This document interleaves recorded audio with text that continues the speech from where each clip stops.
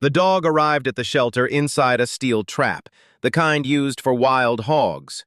Animal control officers had found him chained to a concrete block in an abandoned lot, his ribs visible through a patchy, scarred coat.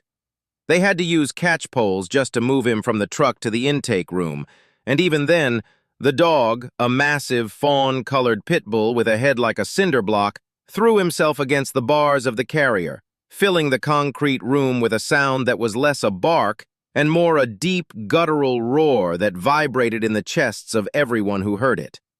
They named him Atlas. It seemed fitting for a creature who seemed to carry the weight of the world's cruelty on his shoulders. The shelter was a chaotic symphony of yaps, howls, and meows, but Atlas's silence in his kennel was somehow louder. He didn't waste his energy on barking. He simply stood, braced against the back wall, his dark eyes fixed on anyone who dared approach. He was a study in tension, muscles coiled like steel springs beneath a tapestry of faded scars. If a volunteer so much as paused near his run, a low, menacing growl would start in his chest, a vibration you could feel through the concrete floor. It was a clear, unwavering warning.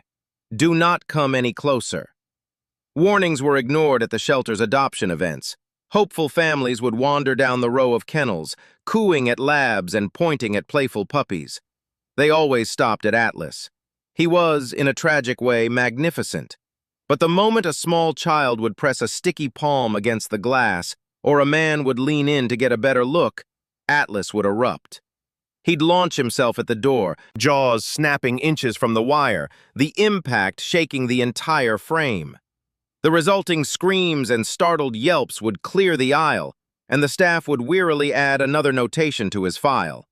Extremely dog-aggressive, human-reactive, not recommended for adoption.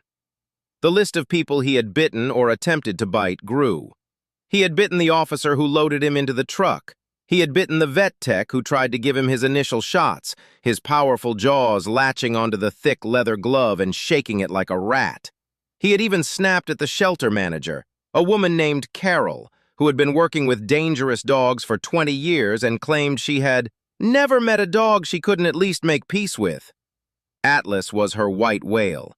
He was a creature of pure, undiluted fury, and the consensus was grim. He was a beautiful, broken animal who was too far gone. After 3 months, the decision was made. Atlas was placed on the euthanasia list. His space was needed for more adoptable animals, and the liability was too great. He would be given one final chance at a miracle, listed on a last resort network for rescue groups. But everyone knew the odds.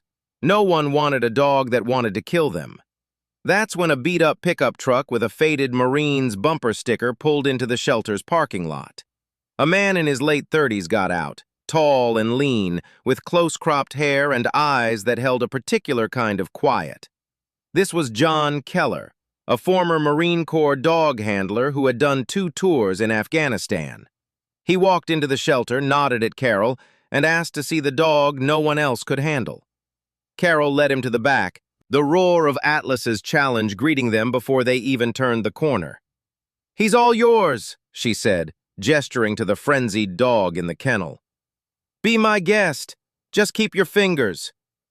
John didn't flinch at the noise. He didn't approach the cage. He simply stood about 10 feet away, his hands relaxed at his sides, his breathing slow and even.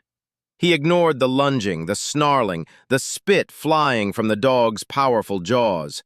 He just stood there, a still point in a storm of chaos. For 10 long minutes he stood and watched Atlas. He watched the way the dog moved, the way his eyes tracked, the way his aggression wasn't random but focused. It wasn't madness he saw. It was strategy. It was fear. Slowly, without making eye contact, John sat down on the cold concrete floor. He was now at the dog's level. He pulled a piece of string cheese from his pocket, unwrapped it with deliberate slowness, and took a bite himself. He made a soft, appreciative sound. Then he tore off a small piece and tossed it, not towards the cage, but about 5 feet to the side of it. Atlas stopped his assault for a split second, his eyes flicking to the morsel on the floor. He looked back at John, then back at the cheese. He didn't move for it. John just sat there, chewing another bite of his own cheese, utterly unconcerned.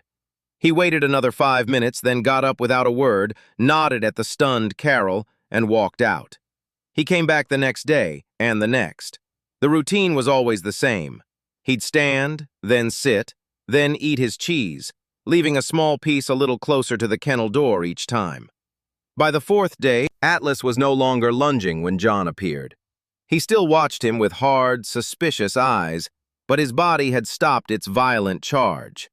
On the fifth day, after John had been sitting for 20 minutes, a pink tongue darted out and snatched the piece of cheese from the floor just inches from the bars.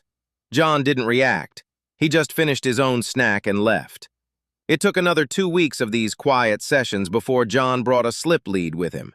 He sat, ate his cheese, and then, with movements that were unhurried and telegraphed, he slowly reached for the latch on the kennel door. Atlas's entire body went rigid. A low growl started. John paused, his hand resting on the latch, and simply looked at the wall. He didn't look at Atlas. He waited. The growl subsided. John opened the door an inch. He waited again. Minutes passed. Then he slowly pushed it open all the way. He sat there, an open doorway between him and the most dangerous dog in the county. Atlas stood frozen, a war raging inside him. Every instinct screamed to attack, to drive away this intruder.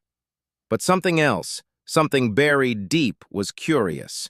This man didn't smell of fear. He didn't act like a threat. He just waited. After what felt like an eternity, Atlas took a single tentative step out of the kennel. His muscles were bunched, ready to spring back. He sniffed the air. He looked at the man who was still staring peacefully at the wall. John slowly, so slowly, turned his head and let his gaze meet Atlas's for the first time. It wasn't a challenge. It was an acknowledgement. He then held out his hand, palm up, a small piece of cheese resting on it. He didn't reach for the dog. He just offered. The seconds ticked by like hours. Then, Atlas took a step forward. Then another. He stretched his powerful neck, nostrils flaring, and gently, carefully, took the cheese from John's palm. His lips never touched the skin. He swallowed and stepped back, but he didn't retreat into the kennel.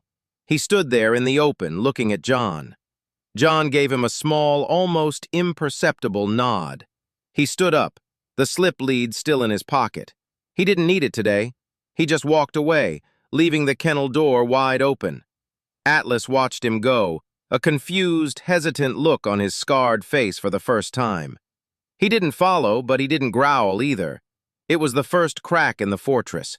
And for John Keller, a man who had seen the worst of what humans could do to each other, it was a start. He had recognized something in the dog's eyes that he knew all too well.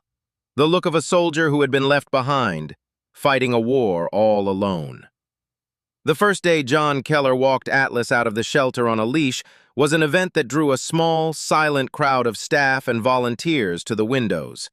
They watched, holding their breath, as the massive pit bull walked alongside the man, not pulling, not lunging, just moving with a focused, deliberate purpose.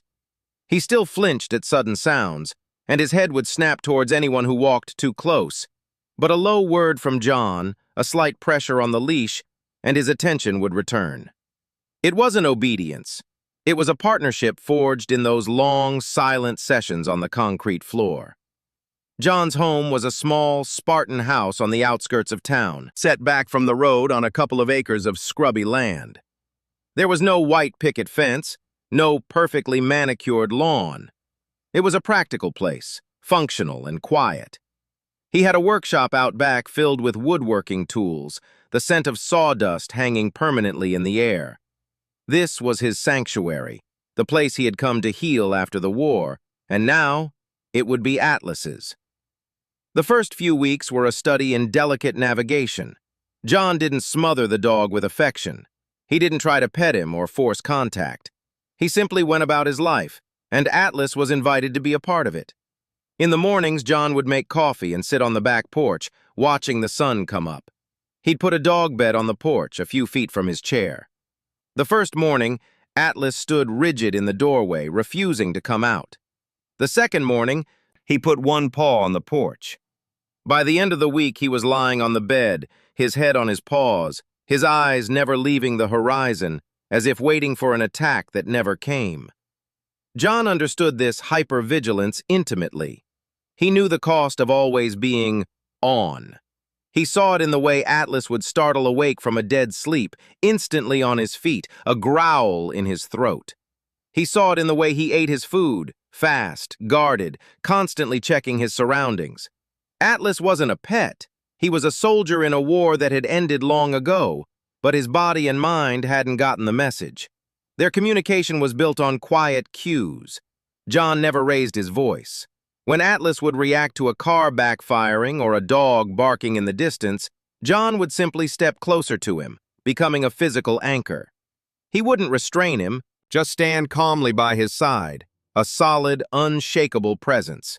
He was telling the dog, "I see the threat. I've got it. You don't have to handle this alone." Slowly, the explosive reactions began to shorten. The frantic barking would subside into a low growl, then just a tense stare. John would murmur, "Good. That's good, Atlas. You're okay." One afternoon, about a month in, John was in his workshop, sanding a piece of walnut for a table he was building. The rhythmic shush, shush, shush of the sandpaper was a meditative sound. He sensed, rather than saw, Atlas appear in the doorway. The dog stood there watching him work. John didn't look up, didn't acknowledge him, just kept sanding. After a few minutes, Atlas took a step inside, then another. He sniffed at a pile of sawdust, then at a stack of wood. Finally, he lay down on the cool concrete floor, about 10 feet from John's workbench. It was the first time he had voluntarily put himself in an enclosed space with John. John allowed himself a small, private smile, his hands never stopping their work.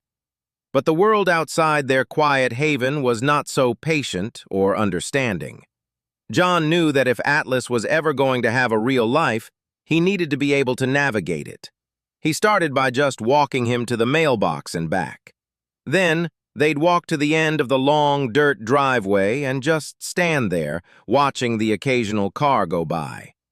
Atlas would tense, his whole body vibrating, but John would stand firm, a hand resting lightly on his back. "Look at it," he'd say in a low, calm voice. "It's just a car. It's not a threat. Just watch it go." The true test came on a trip to the local feed store. John needed a new bag of birdseed. He parked at the far end of the lot, away from the other trucks. He got out, leaving the windows down. "Stay," he said, a command, not a plea. He went inside, his heart rate elevated in a way it hadn't been in years. He quickly grabbed the seed, paid, and walked back out. Atlas was in the driver's seat, his head poking out the window, watching the door. He hadn't moved. He hadn't barked. He had simply waited. John felt a surge of something he hadn't felt in a long time. It wasn't just pride in the dog. It was a sense of shared purpose. They had accomplished this small mission together. The biggest challenge was the 4th of July. John knew it would be. He had seen strong men crumble under the sound of incoming fire. He could only imagine what the percussive booms of fireworks would do to a dog whose entire existence was built on survival. As dusk approached, he brought Atlas inside. He closed all the windows and blinds. He turned on the television loud, putting on a nature documentary with its soothing, monotonous narration. He lay down on the floor, on the old, worn rug, and patted the space next to him. Atlas was already on edge, pacing, his nails clicking on the hardwood. The first distant pop sounded, and he froze, his ears flat against his head, a deep, terrified whine escaping his throat. John didn't try to soothe him with baby talk. Instead, he just kept patting the rug. "Come here, Atlas, right here." The dog, shaking violently, finally came and pressed his massive body against John's side. John put an arm over him, a heavy, comforting weight. "I've got you," he whispered into the dog's ear as the sky outside erupted in noise and light.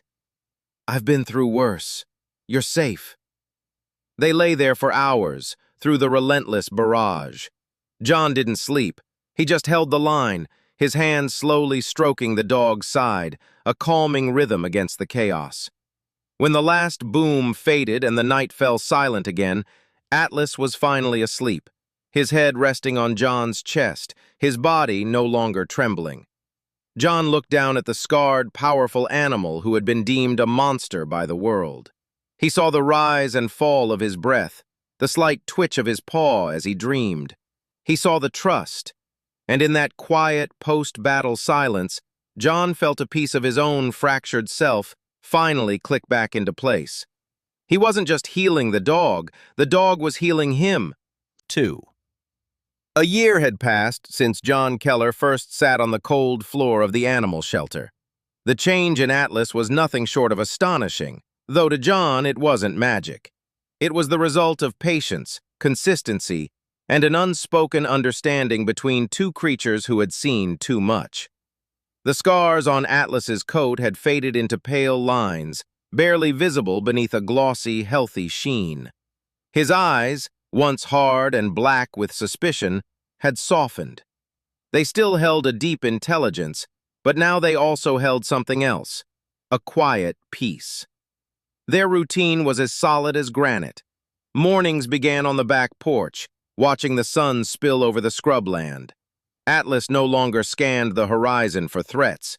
He watched the birds, his head tilting at their songs, a look of pure canine curiosity on his face. He had discovered the joy of a good bone, which he would gnaw on for hours in the workshop while John planed wood or turned a leg on his lathe. He had even learned to play, of all things. John had bought him a massive, fire-hose-hardened ball, and Atlas would chase it with a clumsy, joyful abandon that made John laugh out loud, a sound that still surprised him when it escaped his own throat. But John knew that their world, as perfect as it was too small. Atlas needed to learn that the world wasn't just the house, the yard, and the feed store. He needed to see that people, all kinds of people, were not enemies. John started small. He invited his neighbor, an old rancher named Gus, over to look at a fence post. Gus stood on the porch while John went to get Atlas. He brought the dog out on a leash, keeping a distance. "Atlas, this is Gus," John said, his voice calm. "He's a friend." Atlas looked at the old man, his body alert but not tense. Gus, a man who had been around working dogs his whole life, didn't try to approach. He just nodded. "Good-looking dog, John," he said, his voice a low rumble. "Solid." Atlas's tail gave a single, hesitant wag. It was a victory. The next step was a visit from Carol, the shelter manager. She arrived with a mixture of hope and trepidation. When John opened the door, Atlas was right there, sitting politely, his gaze fixed on the newcomer. Carol stopped in her tracks. The dog that had tried to tear her shelter apart was sitting there as calm as a statue. "Atlas?" she whispered. His tail thumped once on the floor. John invited her in. They sat in the living room talking softly. Atlas, after a few minutes of walk over, sniffed Carol's shoes, and then lay down at John's feet, letting out a contented sigh. Carol had to blink back tears. She had signed his death warrant, and this man had shown her what could have been lost. The final challenge was always going to be the hardest: children. John knew that a sudden movement, a high-pitched shriek, could be triggering. He started by taking Atlas to a schoolyard at a distance, just sitting in the truck and watching the kids play during recess. Atlas watched, fascinated, his head moving back and forth as they ran and tumbled. He showed no fear, only intense curiosity. Then, John's niece, a quiet, animal-loving girl of 10 named Lily, agreed to help. John explained everything to her. No sudden movements, let the dog come to you, speak softly. The meeting was staged in John's fenced backyard. Lily sat on the grass, reading a book out loud, just as John had instructed.